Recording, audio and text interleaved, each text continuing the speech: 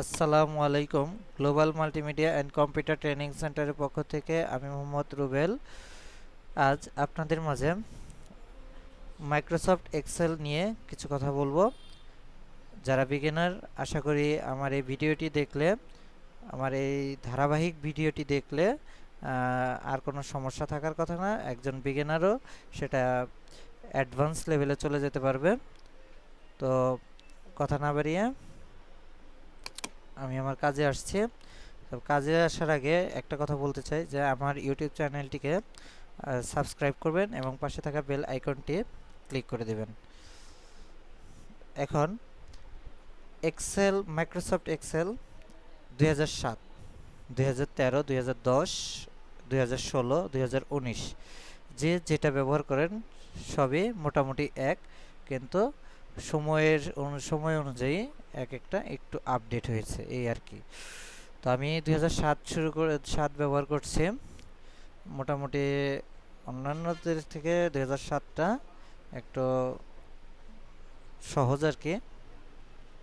তো এখানে প্রথমেই মাইক্রোসফট এক্সেলের কাজ করতে গেলে প্রথমেই আমাদের জানতে হবে মাইক্রোসফট এক্সেলের এই যে টুলবারগুলো আছে, এই টুলবারগুলো সম্পর্কে।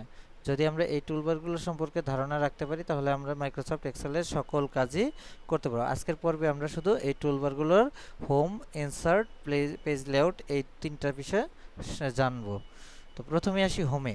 হোমের ভিতর কাট, কপি, এগুলো আপনারা যারা ওয়ার্ড, মাইক্রোসফট ওয়ার্ড পারেন তারা অবশ্যই জানেন, বা মোবাইল কম্পিউটারে একটু চালাতে জানেন তারা অবশ্যই জানেন।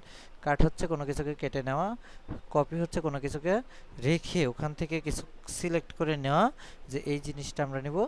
এরপরে হচ্ছে এখানে আমাদের ফ্রন্টের ভিতর আছে যে অনেক হাজার হাজার ফ্রন্ট আছে, যে যে ফ্রন্টে নিয়ে লিখতে চাই সে সেরকম এরকম নমুনা দেওয়া আছে। নমুনা দেখে আমরা এগুলোর দেখবো, বুঝবো এবং শিখবো। এরপরে আসে ফ্রন্ট সাইজ। ফ্রন্ট সাইজ আপনি যে যে সাইজের নিতে পারেন। মোটামুটিভাবে আমরা নর্মালি নেই যেটা স্বাভাবিক লেখা, সেটা হচ্ছে 12 এবং 14-র মধ্যে। এর পাশে হচ্ছে আমাদের যদি ফ্রন্ট মোটামুটিভাবে বড় করতে হয় তাহলে এটা ক্লিক করলে বড় হবে, যদি এটা যে কোনো লেখাকে ছোট করতে হয় তাহলে এটা ছোট করতে হবে। আমরা উদাহরণ হিসেবে এখানে একটা কিছু লিখে আমাদের গ্লোবাল কথাটা লিখলাম।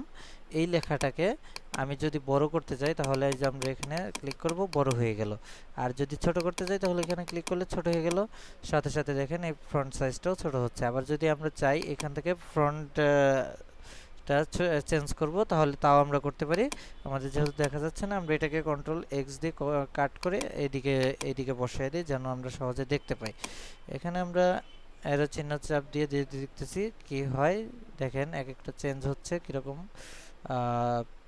তাহলে আমরা সহজে বুঝতে পারবো। ঠিক আছে, এরপরে হচ্ছে আমাদের বোল্ড। যদি আমি লেখাটাকে মোটা করতে চাই, বোল্ড করতে চাই, তাহলে এইভাবে ক্লিক করলে বোল্ড হয়ে যাবে। ইটালিক করতে চাইলে ইটালিক হবে, আন্ডারলাইন করতে চাইলে আন্ডারলাইন হবে। এখন দেখেন এই যে হয়ে গেল। আবার যদি রিমুভ করতে চাই একইভাবে রিমুভ করে দিব।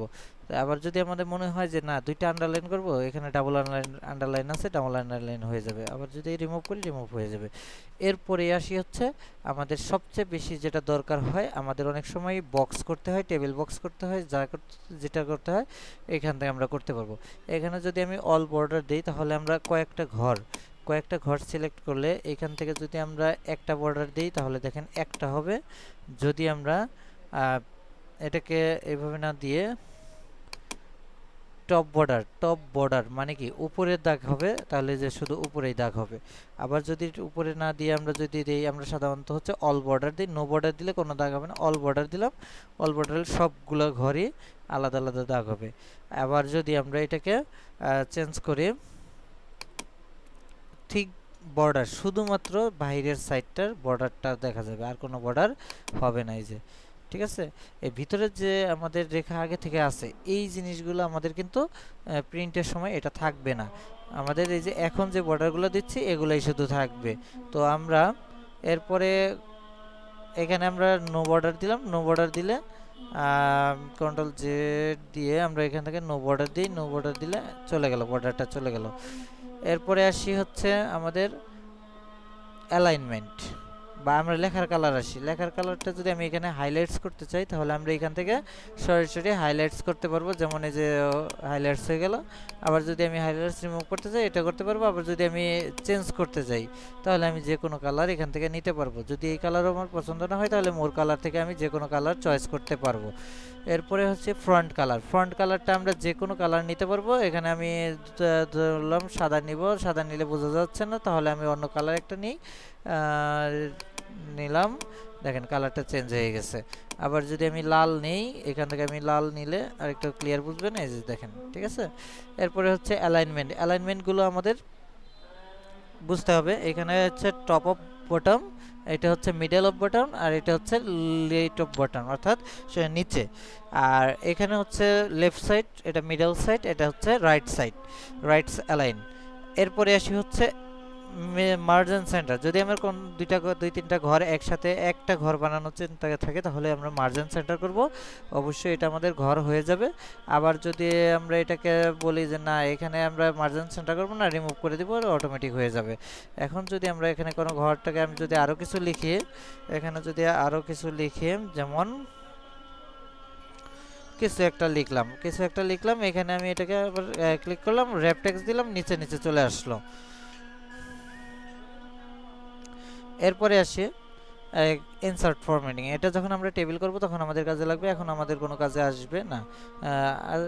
এরপরে আসি হচ্ছে ইনসার্ট। ইনসার্টের ভিতর টেবিল আমরা নতুন করে এখান থেকে ক্রিয়েট করতে পারবো, ছবি অ্যাড করতে পারবো, ক্লিপস আর্টসের এখানে বিভিন্ন শেপ তৈরি করতে পারবো, স্মার্ট আর্ট কলাম, এগুলো হচ্ছে আমাদের কাজের সাথে যেমন যে চিত্র দেখে দেখে বুঝে বুঝে তারপরে করা যাবে, এটা খুব একটা কঠিন কিছু না। আর হচ্ছে টেক্সট বক্স আমাদের যদি আমরা একটা বক্স নিয়ে লেখার চিন্তা করি তাহলে এখান থেকে লিখতে পারবো। আর যদি আমরা এখানে ওয়ার্ড আর্টের ভিতর যাই তাহলে বিভিন্ন ডিজাইনের অক্ষর আছে, বিভিন্ন এই অক্ষরগুলো আমরা নিয়ে কাজ করতে পারবো। যেমন এখানে আমরা এটাকে সিলেক্ট করলাম, সিলেক্ট করে ইনসার্ট ওয়ার্ড আর্ট, তারপরে হচ্ছে এটাকে আমি যে এই লেখাটায় গেলাম, তাহলে ইন্টার মোড দিব, দেখেন হলো না কিন্তু। এখন এখান থেকে যদি আমি কিছু একটা লিখে এই যে কোনো কালার নিয়ে গেল, ঠিক আছে। আবার এটাকে যদি আমি হোমে ক্লিক করে তারপরে বা সিলেক্ট করে এখান থেকে টানতে চাই, যে কোনো জায়গায় যে কোনো ঘরে আমি নিয়ে বসাতে পারবো, আপনার যেখানে খুশি সেখানেই। এরপরে আসি হচ্ছে ইনসার্ট সিগনেচার, লাইন সিগনেচার আমরা যদি সিগনেচার দিয়ে থাকি এটার লাইনটা আমি এখানে দিতে পারবো, এটাকে আমরা লাইন সিগনেচার দিয়ে দিব।